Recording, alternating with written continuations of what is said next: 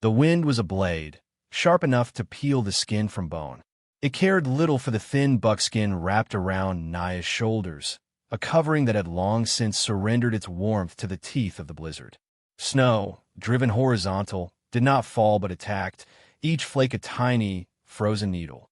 Before them, the world was an endless, churning void of white and gray, a landscape that had swallowed the sun, the mountains, and any memory of a different season.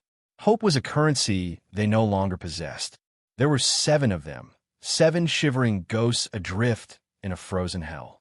Naya, the eldest at 17 winters, felt the weight of the other 6 leaning on her, not just with their exhausted bodies, but with their fading spirits. Little Sparrow, the youngest, had stopped crying hours ago, a silence more terrifying than any wail. Her small form was a dead weight on Naya's back, a chilling reminder of how close they all were to that final, quiet stillness. Their people were gone, scattered like ash by the long knives in a dawn raid that smelled of whiskey and gunpowder.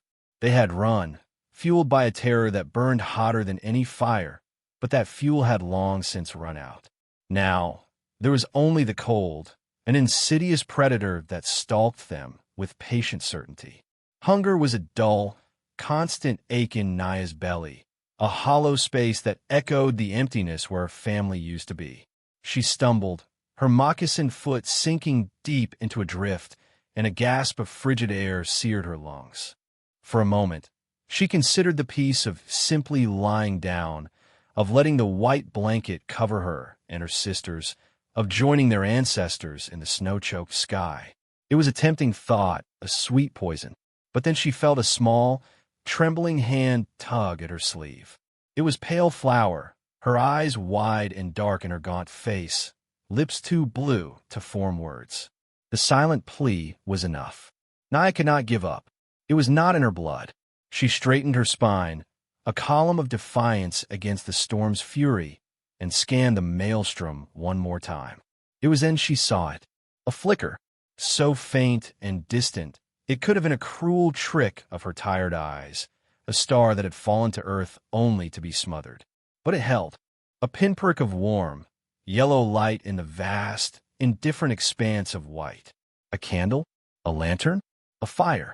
The image of a fire sent a tremor of life through her frozen limbs. It was a promise, however fragile, of something other than this biting cold. But it also meant a person. A settler, most likely. A white man. The memory of the raid, of the pale, bearded faces contorted in violence, coiled in her gut. Fear was a fresh wound, raw and bleeding. Yet what choice did they have?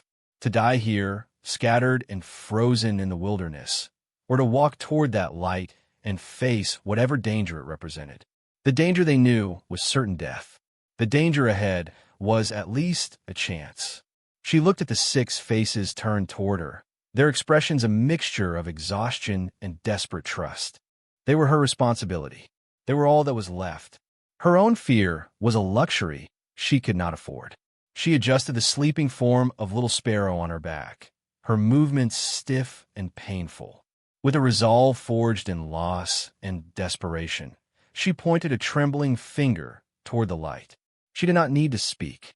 Their eyes followed her gesture, and for the first time in days, a spark of something other than despair flickered within their collective gaze. They began to walk, a single, broken line of humanity against the raging storm, drawn toward that solitary flame like moths to a fate they could not yet comprehend. Each step was an act of rebellion against the blizzard's decree of death.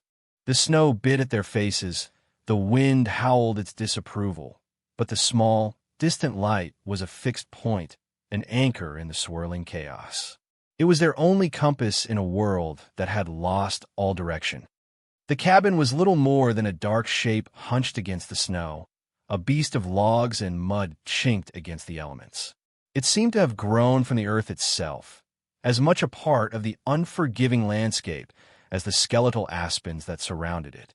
The light Naya had followed now spilled from a single, small window, a square of defiant warmth in the encroaching dusk. As they drew closer, the scent of wood smoke, rich and earthy, cut through the sterile air, a fragrance so profoundly comforting it almost brought Naya to her knees. For a moment, she and the others simply stood there, huddled together at the edge of the clearing, watching the smoke curl from the stone chimney into the turbulent sky.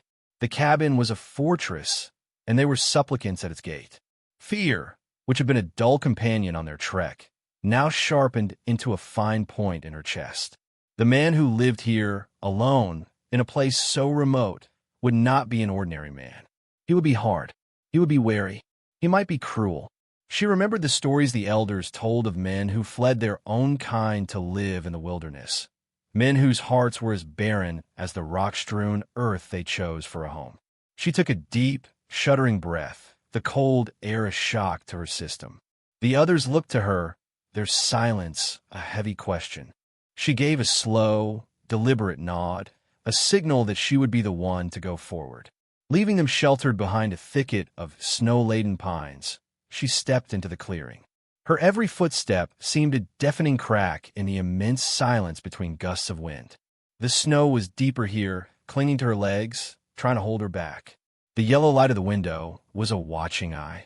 She reached the door, a solid plank of wood, dark and unadorned, and hesitated. Her hand, raised to knock, trembled uncontrollably. What word could she use? Her people's tongue would mean nothing to him. Her command of the trader's language was scant, a handful of words for bartering, not for begging. She closed her eyes, picturing little Sparrow's still face, and the fear was burned away by a fiercer fire. She knocked. 3 hard raps that sounded like cannon shots in the frozen air. Silence followed. The wind howled, mocking her effort. She knocked again, harder this time, pouring all of her remaining strength into the sound. The scrape of a chair from within, the heavy tread of boots on a wood floor, a bolt being drawn back, a sound of metal on wood that was stark and final. The door opened a crack, and an eye, pale and piercing as a winter sky, regarded her from the darkness within. The rest of the man was a silhouette against the firelight, broad-shouldered and tall. He said nothing. The silence stretched, thick with suspicion. Naya forced her frozen lips to move. "Shelter," she rasped, the word a rough stone in her throat. She gestured behind her, toward the trees where the others were hidden. "Children," the eye narrowed. The door remained only slightly ajar, a barrier of wood and distrust. She saw the flicker of his gaze move past her, trying to pierce the gloom. He had seen enough of the world to know that a lone woman could be a lure, a prelude to an ambush. "Go on," he said, his voice a low growl, like stones grinding together. It was not a question. It was a command, a dismissal. Desperation gave her a surge of courage. "Please," she said, the unfamiliar word tasting like ash. "The storm. They will not survive." She let the raw truth of it hang in the air between them. She held his gaze, refusing to look away, letting him see the utter lack of artifice in her plea. She was not a threat.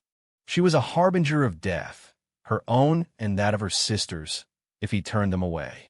He looked at her for a long moment, his expression unreadable, carved from stone. He saw the eyes clinging to her hair, the chapped blue skin of her face, the fierce, exhausted defiance in her eyes. He glanced again toward the trees, then back at her. With a sigh that seemed to carry the weight of 100 winters, he pulled the door open fully. "In," he commanded, stepping back. "By the fire. Touch nothing." It was not a welcome. It was a concession, a temporary stay against the execution the storm had planned for them.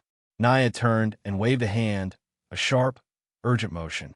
From the darkness of the pines, 6 smaller figures emerged, stumbling into the clearing like newborn fawns, their eyes wide with fear and fixed on the open door and the looming man. They moved as one, a tight knot of misery, and shuffled past him into the sudden, shocking warmth of the cabin. The man closed the door, the sound of the bolt sliding home, shutting out the world, and sealing them inside with their reluctant savior. The sudden warmth was a physical blow. It pricked at Naya's frozen skin with 1,000 tiny needles, a painful awakening of nerves long numb. The cabin was a single room, larger than it had appeared from the outside, dominated by a great stone hearth where a healthy fire crackled and spat, its light dancing across the rough-hewn log walls. The air smelled of pine, smoke, and something else, the solitary scent of the man who lived there. It was a clean, sharp smell, like winter earth and leather. He gestured toward the hearth with a curt nod. There, the girls, needing no further encouragement, huddled together on the floor of packed earth before the flames, their small bodies trembling as the heat began to seep into their bones. They did not speak, their eyes following the man's every move. He was a creature of deliberate motion, wasting nothing. He moved to a small table where a pot simmered over a hook, the source of the savory steam that now made Naya's stomach clench with a fierce, forgotten hunger.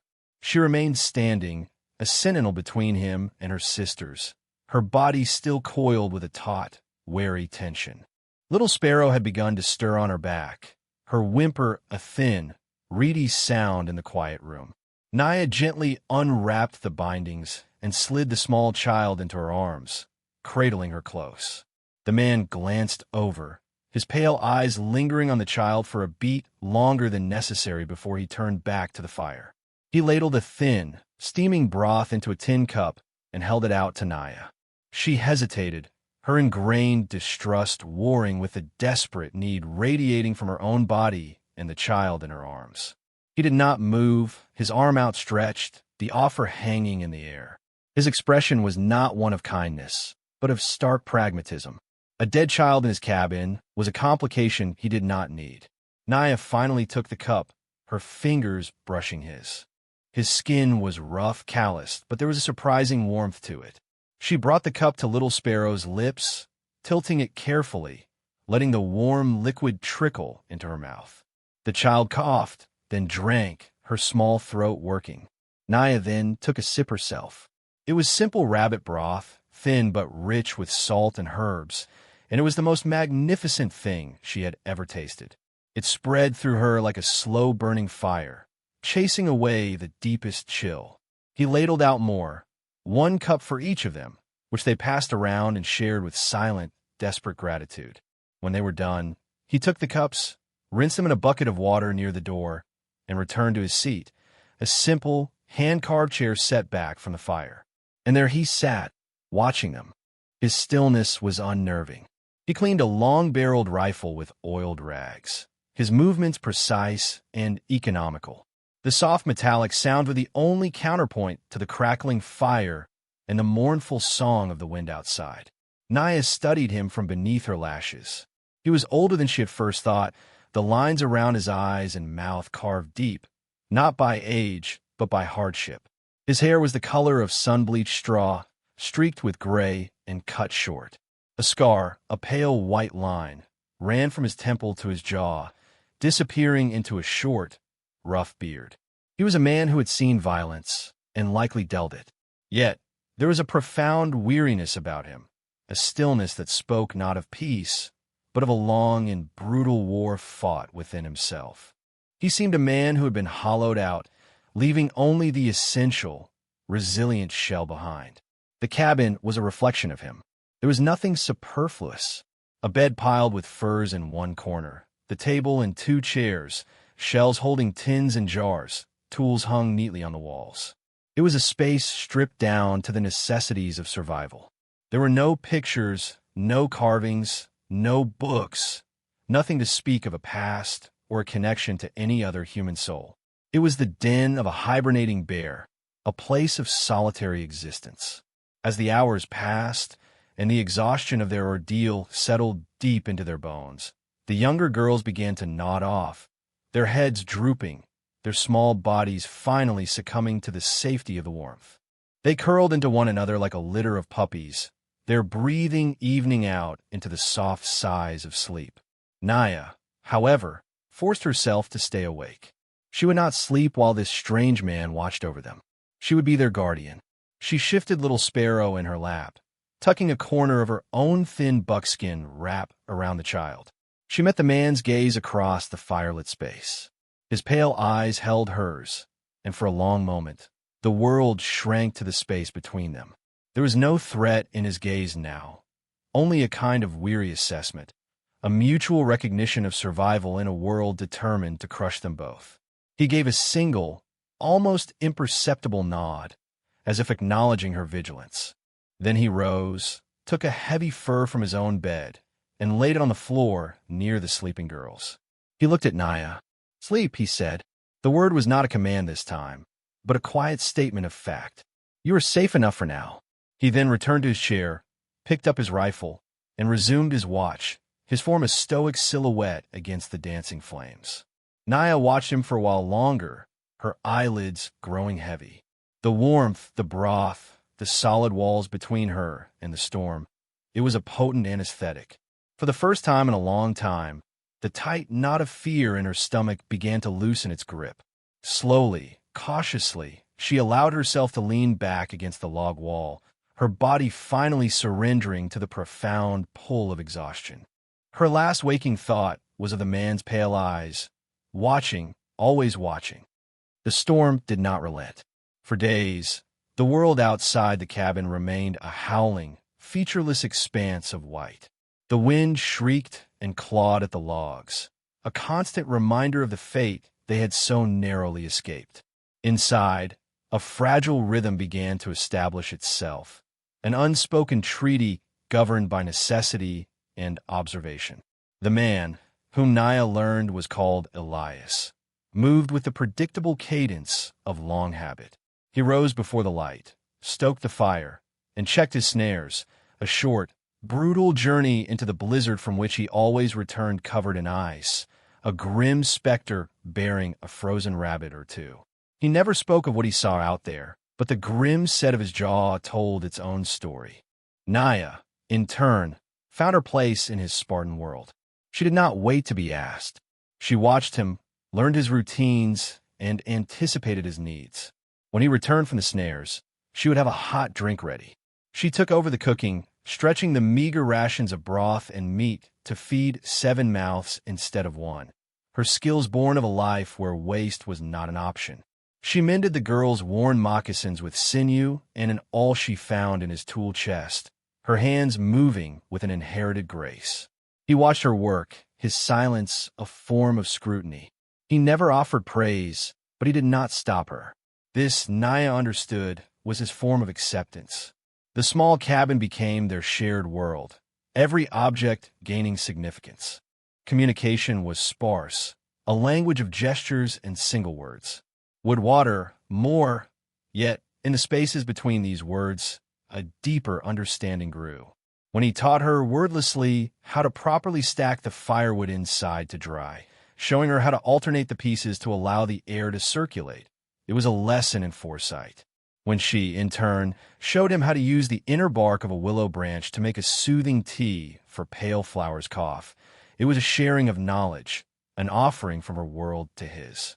The younger girls, resilient as weeds, slowly began to emerge from their terrified silence. The cabin, once a fearsome stranger's den, became a playground. They discovered that the shadows cast by the fire could be made into dancing animals on the log walls. Their soft giggles, at first tentative, began to fill the quiet spaces. Elias endured their presence with a kind of stoic bewilderment. He was a mountain, and they were small birds nesting in its crevices. He would sit, cleaning his rifle or sharpening a knife, and they would orbit him, their curiosity overcoming their fear. Little Sparrow, boldest of all, once crept up to him and touched the pale scar on his face with a tiny finger. Naya froze, expecting a harsh word, a sharp movement. But Elias merely stilled, his hands pausing in their work. He looked down at the child, his expression unreadable. After a moment, he simply resumed his task, allowing her to trace the mark of his past. He did not flinch. He did not speak. He simply endured the contact, a silent allowance that spoke volumes. Naya saw these moments and stored them away.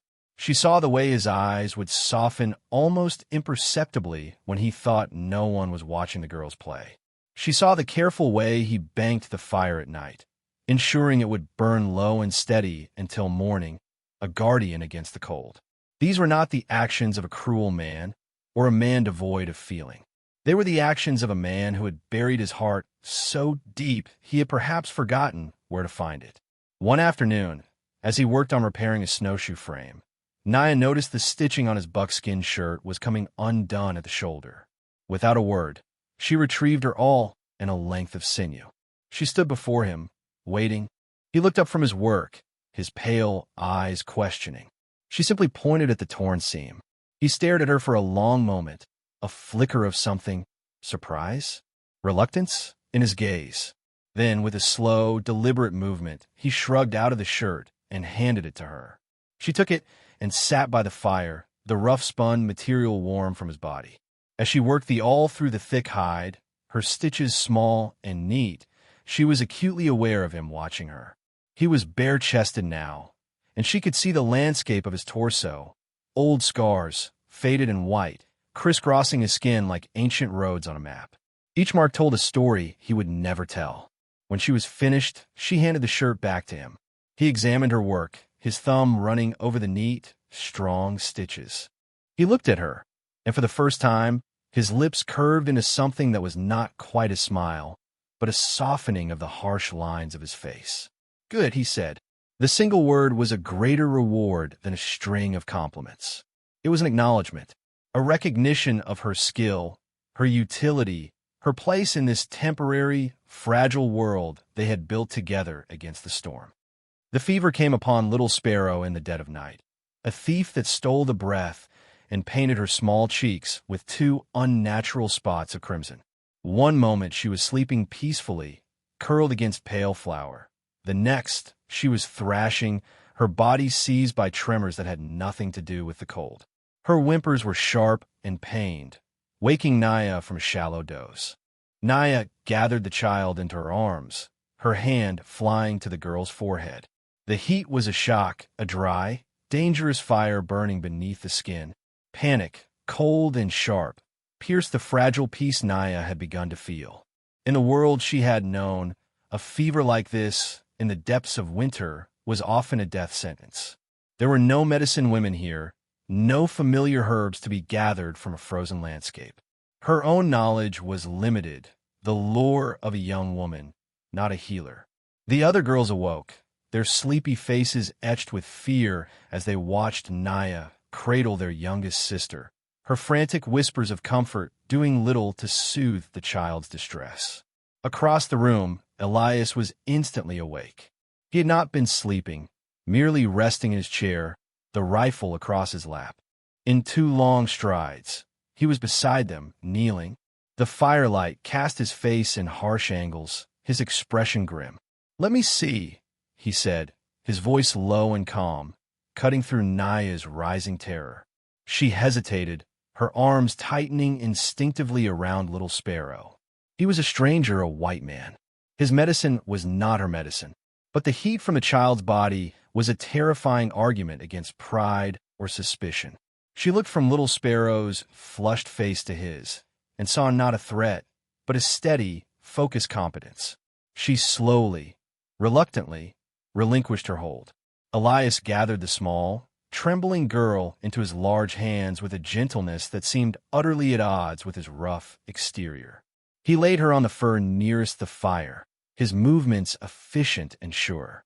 He felt her forehead, her neck, then gently pushed up her tunic to press his ear against her small chest, listening. The gesture was so intimate, so paternal, it stole Naya's breath. He listened for a long time, his eyes closed in concentration. "Her breathing is fast," he said, more to himself than to anyone else. "The lungs are clear. For now." He rose and went to one of the shelves that held his meager supplies. He took down a small, leather pouch Naya had never seen him open. From it, he measured out a pinch of dried, crushed leaves and pale, papery bark into a tin cup. He poured hot water from the kettle over them, the steam releasing a sharp, bitter scent. "Willow bark," he explained, seeing her watching him. "And feverfew. Breaks the heat." He spoke as if it were the most natural thing in the world for him to possess this knowledge. He let the mixture steep, then strained it through a piece of cloth. Cradling Little Sparrow's head in one hand, he patiently, drop by drop, coaxed the bitter tea between her lips. The child resisted, whimpering, but he was persistent, his voice a low, soothing rumble that seemed to calm her more than the medicine itself. He then soaked a rag in cool water and began to bathe her face and wrists, his large, calloused hands moving with the surgeon's care. Naya watched, mesmerized and humbled. All her fear, all her suspicion of this man, seemed to crumble in the face of this quiet, determined act of healing. She saw him not as Elias, the solitary outcast, but as a protector. He was fighting for little Sparrow's life with a fierce tenderness that he cloaked beneath his gruff silence. He worked through the night, never leaving the child's side. He brewed more tea, changed the compresses, and simply sat with his hand resting lightly on her chest, as if willing his own strength into her small body. Naya sat with him, a silent partner in his vigil. She fetched the water, she held the cup, she smoothed the hair back from little Sparrow's damp forehead. They did not speak. They did not need to. In the shared, sacred space around the feverish child, a new bond was being forged, one that went deeper than shared shelter or mutual necessity. It was a bond of shared vulnerability, of a battle waged together against the darkness. Toward dawn, the tremor subsided. The child's breathing, while still shallow, grew more regular. Elias placed a hand on her forehead one last time. "The fever is breaking," he whispered. He looked across the sleeping child at Naya, his pale eyes shadowed with exhaustion in the dim light. A profound, unspoken understanding passed between them. In that moment, she did not just trust him to keep them alive. She trusted the man himself. She saw the ghost of who he might have been, a father, a husband, a healer, before the world had scarred him and driven him into this self-imposed exile. After 3 days, the storm finally exhausted itself. The wind died down to a whisper, and a profound, ringing silence fell over the world. A pale, watery sunlight filtered through the cabin's single window, illuminating dust motes dancing in the air. When Elias opened the door that morning, the light that flooded in was dazzling, a pure, blinding white reflected off a landscape buried in pristine snow. The world had been remade, scrubbed clean and silent. It was beautiful, but it was a hungry beauty. The snares would be buried deep, and game would be scarce, driven to shelter by the ferocity of the blizzard. Elias stood in the doorway, surveying the transformed wilderness, his breath pluming in the frigid air. His gaze was sharp, calculating the new challenges the landscape presented. Little Sparrow was weak but recovering, her fever gone, leaving behind a fretful exhaustion. The small stores of dried meat were nearly depleted. They needed fresh meat, and soon. Naya watched as Elias began to prepare for a hunt. He strapped on his repaired snowshoes, checked the action of his large-bore rifle, and counted out a handful of heavy cartridges. He moved with a renewed sense of purpose, the languor of the storm-bound days replaced by the keen edge of the provider. He was about to step out the door when he paused. He stood there for a long moment, his back to the room, seemingly locked in some internal debate. Naya saw the tension in his broad shoulders. Then he turned. He looked not at her, but at a smaller, lighter rifle that rested on pegs near the door. It was a weapon she had noted before, smaller in caliber, sleeker, a gun for deer or antelope, not for bear or buffalo. He took the rifle down from its cradle. He walked over to where Naya stood and held it out to her, stock first. Naya stared at the weapon, then at his face. His expression was impassive, but his eyes held a serious, questioning light. She did not understand. A weapon was a man's tool, his power. It was not something to be shared, especially not with a Comanche girl he had known for less than a week. Taking the rifle was a significant act, a crossing of a line she hadn't known existed. It was heavy, the wood smooth and cool beneath her hesitant fingers, the metal smelling faintly of oil and cold steel. Elias watched her handle it, judging her comfort. "Do you know how to use one?" he asked. His voice was flat, practical. Naya shook her head. She had seen them used, of course, with devastating effect. She had seen what they could do to a body, but she had never held one, never felt its lethal potential in her own hands. "I will show you," he said. He led her outside into the blinding white clearing.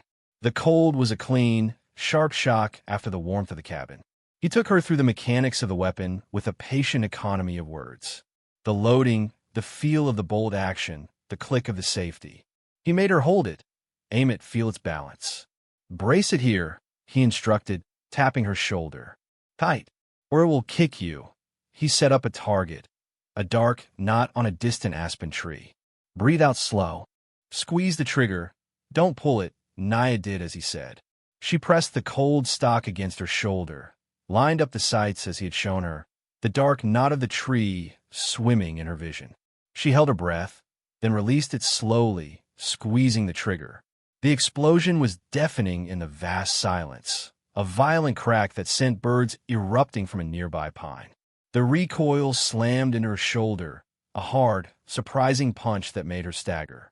She had missed the tree entirely. A plume of snow kicked up a foot to the left. She lowered the rifle, her shoulder throbbing, her ears ringing.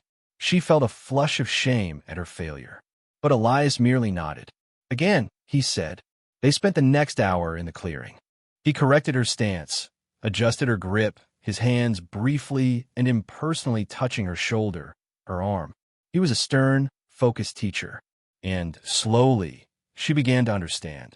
She learned to control her breathing, to anticipate the recoil, to become one with the cold, hard object in her hands. Her fourth shot struck the tree, splintering the bark. A small victory, but a profound one. This was more than a hunting lesson. He was not just teaching her to provide food. He was giving her power. He was giving her a means to defend herself, to be an asset rather than a dependent. It was the deepest gesture of trust he could possibly have made. It was an admission that their survival was now a shared responsibility. He was arming her, not just against the hunger of the wilderness, but against the dangers of the world of men. Later, as they moved through the silent, snow-shrouded forest on their snowshoes, his large form breaking the trail ahead of her, the small rifle felt comfortable and familiar in her hands. They moved in silence, two hunters, partners, their shared purpose a silent bond between them. The world was still a dangerous place, but Naya no longer felt like a helpless victim within it. She felt the weight of the rifle, and it was the weight of a future she could help to shape. The discovery came 2 days later, on a ridge overlooking the shallow creek valley where Elias had his main trapline. The sun was brighter now, the air sharp and clean. They had been successful, securing a young doe, and a sense of cautious optimism had begun to settle over them. They were moving back toward the cabin, Elias carrying the bulk of the meat, when he suddenly stopped dead. He held up a hand, a silent, urgent command for Naya to freeze. She followed his gaze. There, in a patch of snow blown clear by the wind, were tracks. They were not the delicate prints of a deer or the heavy shuffle of a bear. They were the distinct impressions of shod horses and the scuffed marks of moccasined feet. Many of them. Naya's heart, which had been beating with a steady, calm rhythm, gave a painful lurch. She scanned the tracks, her blood running cold. These were not the tracks of a lone hunter or a lost traveler. This was the sign of a party of men, moving with purpose. They were fresh, no more than a day old. Elias knelt, his fingers tracing the edge of a hoof print. The easy calm he had worn since the storm broke had vanished, stripped away to reveal the hard, vigilant man she had first met. His face was a mask of concentration, his eyes sweeping the surrounding woods, missing nothing. "Kiowa," he said, his voice a low, hard whisper. He pointed to a subtle detail in one of the moccasin prints, the shape of the heel, a slight drag. "And they're not hunting." He stood, his whole body now radiating a tense, coiled energy. The peace of their sanctuary was shattered. The outside world, with all its old hatreds and conflicts, had found them. "They will have seen the smoke from the cabin," he said, thinking aloud. "They will circle back." Naya felt a familiar dread creeping back in her veins.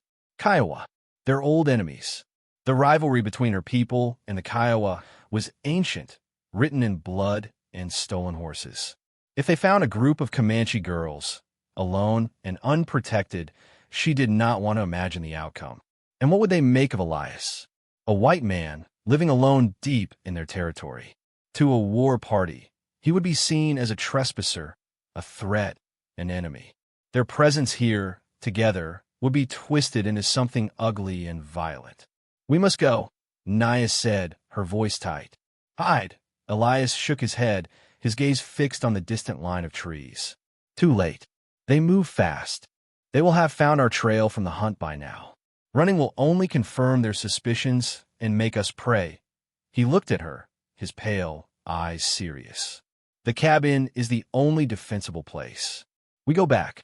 Now the walk back was not like the hunt before. The silence of the forest was no longer peaceful. It was menacing, filled with unseen watchers.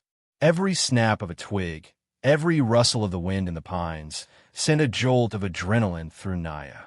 Elias moved with a swift, predatory grace, his head constantly turning, his senses on high alert. The heavy rifle he had carried so casually before was now held at the ready. Back at the cabin, the atmosphere of quiet domesticity was gone. Elias's movements were sharp, efficient. "Bring in all the firewood," he commanded. "Fill every bucket with snow. Melt it. We will need the water." He didn't have to explain why. A siege was a battle of resources. As Naya and the older girls worked, he began to fortify their small fortress. He barred the single window with a heavy plank of wood, plunging the cabin into a dim, firelit twilight. He checked the door, ensuring the heavy bolt was solid. He laid out his weapons on the table. The big rifle, Naya's smaller one, and a heavy pistol she hadn't seen before. He lined up cartridges in neat rows. The metallic sounds echoed in the tense silence. The younger girls, sensing the shift in mood, fell quiet. They huddled together near the hearth, their eyes wide and fearful, watching the grim preparations. They had been safe here. They had been warm. They had started to forget the terror that had driven them here. Now it was back, an unwelcome guest in their small haven. Naya worked with a numb efficiency, her mind racing. She was no longer just a refugee seeking shelter. She was a defender of this place, of her sisters. The rifle Elias had given her now felt like an extension of her own arm. She remembered his lessons, his calm voice guiding her. "Squeeze, don't pull." She looked at him, standing by the door, listening to the sounds of the forest. He was once again the solitary, dangerous man of her first impression. But now she understood that his hardness was a shield, not just for himself, but for them. He had taken them in, and now he would defend them. His fight was their fight. As dusk began to settle, painting the snow outside in shades of purple and gray, a fragile quiet descended. All the preparations were made. All that was left was to wait. Naya sat with the rifle across her lap, her back against the wall, her eyes on the door. She thought of the Kiowa warriors out there, their faces painted for war, their hearts filled with old grievances. And she thought of the strange, silent man who stood between them and her sisters, a lone bastion against the coming tide. The fire crackled, a small, defiant sound against the immense, waiting silence of the wilderness. The first sign was not a sound, but a feeling, a subtle shift in the atmosphere, a prickling on the back of Naya's neck that told her they were no longer alone. Elias felt it too. He moved from the darkened window to the door, pressing his ear against the thick wood, listening to a silence that was now charged with presence. He held up a hand, and the entire cabin fell utterly still. Even the youngest girls seemed to understand, their breathing shallow, their eyes fixed on him. Then came a sound, the soft, rhythmic crunch of many feet on snow, a sound that the forest absorbed and muffled, but could not entirely hide. It was a sound that grew steadily, a slow, approaching tide of men. It was coming from all sides. They were being surrounded. Elias stepped back from the door, his face grim in the flickering firelight. He picked up his heavy rifle, his movements calm and deliberate, betraying none of the frantic tension that gripped Naya's own heart. He looked at her and gave a single, curt nod toward the rifle in her lap. It was time. The air in the cabin grew thick, heavy, and hard to breathe. The sound from outside stopped. A new silence descended, 100 times more terrifying than the one before. It was the silence of a predator that has its prey cornered, the pause before the final, lethal strike. Naya's hands were slick with sweat on the wooden stock of her rifle. Her heart hammered against her ribs, a frantic drumbeat in the suffocating quiet. A voice called out from the darkness, sharp and guttural, in the Kiowa tongue. "White man, we know you are in there. We have followed the tracks of the Comanche girls you hold captive." The accusation struck Naya like a physical blow. Captive? They thought he had stolen them? Her mind reeled, trying to comprehend the terrible misunderstanding. The tracks of 7 terrified, fleeing girls and one man would look like a pursuit and capture to a hostile eye. They would see him not as a savior, but as a predator, a kidnapper of their enemies' children. Another voice, deeper and carrying the weight of authority, called out, "Send out the children of our enemies. Give us the man who harbors them. Do this, and we will let the mountain keep his bones. Refuse, and we will burn this den down around you." The threat was stark and absolute. Burn them out. Naya looked at the log walls, the dry wood that had been their salvation, and saw only a funeral pyre. She looked at her sisters, their faces pale with terror, and at Elias, who stood like a statue carved from rock. He did not answer the calls. He simply waited, his gaze fixed on the door, his rifle held steady. The silence stretched again, taut and fragile. Then a new sound, the unmistakable thud of an arrow striking the heavy plank door. Another followed, and another, peppering the wood. They were testing the defenses, trying to provoke a response. Naya flinched with each impact, the sound vibrating through the floor and up her spine. Elias remained motionless. He was a man of infinite, unnerving patience. He would not be baited. The war chief's voice came again, laced with anger at being ignored. "You have until the moon clears the highest peak. Then we will send the fire arrow." Naya glanced at the small, high window, now boarded over. She knew the sky outside, knew the position of the moon. It would not be long. Panic began to claw at her throat. They were trapped. A handful of children, a young woman who had fired a rifle only a handful of times, and one man, against what sounded like an army. The prompt 700 warriors felt real in that moment, an overwhelming, insurmountable force. She looked at Elias. His face was a mask, but she saw the grim calculation in his eyes. He was weighing their lives against his own, searching for a way out where none existed. He could fight. He could probably kill several of them before they overwhelmed him, but it would only be a delay. It would end in fire and death. He could surrender the girls, as they demanded. But Naya knew, looking at him, that it was not in his nature. He had taken responsibility for them. To hand them over to their enemies, to an unknown fate, would be an abdication he was incapable of making. The weight of his past, whatever it was, would not allow it. The air grew colder, the fire seemed to shrink, and the shadows in the corners of the cabin deepened, filled with the certainty of their doom. The rhythmic crunching of feet began again, closer this time, the tightening of the net. They were preparing for the final assault. Naya tightened her grip on her rifle, the cold finality of their situation settling over her like a shroud. They would die here, in this small pocket of warmth they had briefly called home. The ultimatum hung in the air, as sharp and cold as an icicle. The moon, a silent arbiter, climbed the sky, its unseen light measuring out the final moments of their lives. Naya could feel the collective fear of her sisters, a palpable thing that seemed to suck the very warmth from the fire. They were going to die. The warriors would send the fire, and the cabin that had been their sanctuary would become their tomb. She looked at Elias. He stood near the door, a solitary bastion of defiance. He was not panicked. His face was set in lines of grim resolve. He was preparing to die, and to take as many of his enemies with him as he could. He was a fighter, a survivor, but he knew when the odds were impossible. This was not a battle to be won. It was a final stand. And in that moment, watching him, something shifted within Naya. The terror that had paralyzed her began to recede, replaced by a cold, clear anger. They would die because of a lie.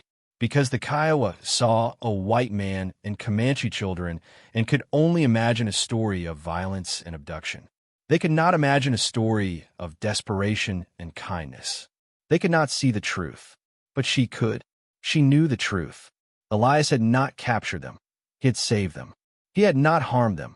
He had healed them. He had not been their captor, but their protector. To let him die for a crime he did not commit, to let her sisters perish in a fire born of a misunderstanding. It was an injustice so profound it dwarfed her fear. The rifle in her hands felt heavy, not just with its own weight, but with the weight of her helplessness. But what if a rifle was not the only weapon she possessed? She had a voice. She had the truth. A desperate, impossible idea began to form in her mind. It was a greater risk than waiting for the fire, a gamble with stakes that could not be higher. She rose to her feet, the sudden movement drawing Elias's sharp gaze. "No," he said, his voice a low warning, anticipating her intent. He thought she meant to fight, to expose herself. "Stay back. I will not die for a lie," she said, her own voice surprising her with its steadiness. She placed the rifle carefully on the table. She would not meet them with a weapon they expected. She would meet them with one they did not. Before Elias could stop her, she strode to the door. Her hand was steady as she reached for the heavy wooden bolt. "Naya, don't," he commanded, his voice raw with urgency. He took a step toward her. She looked back at him, her gaze meeting his across the small space. "You gave me shelter," she said softly. "Let me give you the truth." There was a certainty in her eyes he had not seen before, a strength that was no longer just about resilience, but about command. He stopped, his arm half outstretched, a conflict of instinct and a sudden, burgeoning respect warring in his expression. She drew back the bolt. The sound was loud, definitive, a punctuation mark in the tense silence. She pulled the heavy door inward, revealing a slice of the moonlit, snow-covered clearing and the dark shapes of the warriors waiting just beyond the firelight's reach. A collective gasp, a rustle of movement, came from the assembled men. They had expected gunfire, defiance. They had not expected the door to simply open. Naya stepped out of the cabin and into the cold night air. She stood on the threshold, unarmed, bathed in the warm light from the fire behind her and the cold, silver light of the moon above. She was not a cowering captive. She stood tall, her chin up, her gaze sweeping over the sea of hardened faces before her. There were dozens, perhaps hundreds, of them, a silent, menacing ring of warriors, their bows drawn, their lances poised. In the front stood a tall, broad-shouldered man with the unmistakable air of a war chief, his face a grim mask of paint and authority. Naya took a deep breath, the frigid air stinging her lungs, and she began to speak. Her voice, clear and strong, carried across the snow in the Kiowa tongue she had learned from her grandmother, a language of their enemies. "I am Naya of the Swift River people," she declared, her voice ringing with a dignity she had thought long lost. "These are my sisters. We are not captives." A murmur ran through the ranks of the warriors. The chief held up a hand for silence. His dark eyes narrowed, studying her. "My people are gone," Naya continued, her voice thick with a grief she did not try to hide. "Slaughtered by the long knives. We were lost in the storm. We were dying. This man," she gestured back toward the dark doorway where Elias now stood, a silent shadow, "did not hunt us. He gave us shelter from the wind. He gave us fire when we were freezing. He gave us food when we were starving. He healed our sick," she then called to her sisters, her voice softening, speaking in her own tongue. "Kulme, do not be afraid." One by one, the 6 small girls came to the doorway, huddling behind her, their small, pale faces a testament to their ordeal. They were thin, they were frightened, but they were alive. Their presence was a more powerful testimony than any words. "Look at them," Naya said, her voice rising again to address the chief. "Do these look like the captives of a cruel man? Or do they look like children who have been saved from death? You see a white man and a Comanche, and you see an enemy. I see the man who saved my family." The war chief stared at her, his expression unreadable. He looked from Naya's defiant face to the small, shivering girls, and then to the silent, armed man in the doorway. The truth of her words, the sheer, unexpected force of her testimony, had thrown his certainty into chaos. The narrative of hate and suspicion he had built was crumbling before the simple, undeniable evidence of her courage and the lives this man had preserved. The moon shone down on the silent tableau. The lone woman, her small flock behind her, facing down an army, armed only with the truth. The war chief, whose name was Stoneheart, did not move. His face, a canvas of black and red paint, betrayed nothing of the conflict Naya's words had ignited within him. The warriors behind him remained poised, a forest of sharpened steel and taut bowstrings, waiting for his command. The silence was absolute, broken only by the sighing of the wind through the pines and the crackle of the fire at Naya's back. She held his gaze, refusing to be the first to look away. She had laid the truth at his feet.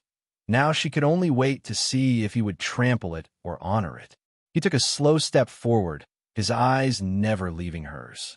He was a man accustomed to command, to having his view of the world affirmed by the actions of his warriors. Her story challenged everything: the ingrained hatred for the whites, the ancient enmity with the Comanche, the very purpose of his war party. He stopped a few feet from her, so close she could see the frost glinting in his long braids. "The white man is a snake in the grass," he said, his voice a low rumble. "They speak with forked tongues, and their promises are lies written on the wind. This man spoke very few words at all," Naya countered, her voice steady. "His promises were a warm fire and a full belly. He kept them. Judge him by his actions, Stoneheart, not by the color of his skin. Is that not the way of a true chief?" Her use of his name was a calculated risk, a sign that she knew of him, that she addressed him as an equal, not as a conqueror. A flicker of surprise showed in his eyes. He glanced past her into the cabin, where Elias stood unmoving in the shadows, his rifle held loosely at his side, not aimed, but ready. Elias had not lowered his weapon, but he had not raised it either. He was a sentinel, waiting, leaving the outcome in Naya's hands. Stoneheart's gaze returned to the 6 small girls huddled behind Naya. He saw their thinness, the lingering fear in their eyes, but he also saw that their clothes were dry, their faces clean. He saw little Sparrow, the smallest one, clutch Naya's leg, and he saw that she was not injured, merely exhausted. His own daughter was near her age. The thought was an unwelcome intrusion, a crack in the armor of his warrior's resolve. He had led his men here on a trail of vengeance and suspicion, fueled by reports of a white man encroaching on their wintering grounds. Finding the tracks of Comanche children had seemed to confirm his worst fears. But the reality before him was far more complex. He turned and spoke to his senior warriors in low, rapid tones. Naya could not hear the words, but she could see the debate in their gestures, the arguments, and the dissension. Some pointed toward the cabin with contempt. Others glanced at Naya and her sisters with a grudging respect, perhaps even pity. The fate of everyone in the clearing hung on this quiet, tense council. Finally, Stoneheart turned back to her. "You are far from the lands of the Swift River people," he said. It was not a question, but a statement of fact. "Your band is broken. You have no 1 inch. We have each other," Naya said simply. "And we are alive because of this man." Stoneheart was silent for a long time, the moon casting his shadow long and dark upon the snow. He was weighing the honor of his word to his warriors against the unexpected truth presented by this girl. To kill them all now would be easy, but it would feel like butchery, not battle. It would be an admission that his rage was more powerful than his wisdom. "The white man will give us his guns," Stoneheart declared, his voice hard. "All of them. And his powder. A toll for trespassing on Kiowa land. It was a test. A way for him to save face, to claim a victory without bloodshed." Elias, from the doorway, heard the demand. Without hesitation, he walked to the table and laid down his heavy rifle. He then unbuckled his pistol belt and placed it beside the rifle. He looked at Naya, then at her own smaller rifle. She understood. She walked back inside, took the weapon that had been her first taste of power, and placed it with the others. She returned to the doorway, empty-handed. Two warriors came forward and collected the tribute, their movements quick and efficient. Stoneheart watched, his expression grim. He had his victory. He had disarmed his enemy. "We will not harm you," he said, his voice devoid of warmth. "We will take you and the children. You will come with us to our winter camp. It is better than dying alone in the snow." He was offering them survival, a place among their enemies that was still safer than the wilderness. It was a harsh mercy, but it was mercy nonetheless. Naya looked at her sisters, their faces turned up to her, their trust absolute. Then she looked back at the cabin, at the solitary man who now stood completely unarmed, having given up his defense for their sake. A profound, unspoken debt lay between them. "We will come," Naya said to Stoneheart. And then she turned to Elias. She walked to him, stood before him in the doorway, and looked up into his pale, tired eyes. There were no words for what had passed between them. No language could contain the trust, the fear, the shared vigil, the quiet partnership. She simply reached out and placed her palm flat against his chest, over his heart. A gesture of gratitude, of farewell, of a bond that would not be broken by distance. He covered her hand with his own for a brief moment, his rough fingers a warm, solid presence. A silent acknowledgement. An entire conversation in a single touch. Then she turned away and, gathering her sisters, walked into the cold, moonlit night to join the Kiowa. As they moved away from the cabin, she looked back one last time. Elias stood in the doorway, a lone silhouette against the firelight, watching them go. He was alone again, his fortress stripped of its weapons, but he was alive. And the silence he returned to was different now. It was not the silence of emptiness, but of memory. The memory of resilience, of trust, and of the 7 Comanche girls who had brought the world to his door and left him profoundly, irrevocably changed.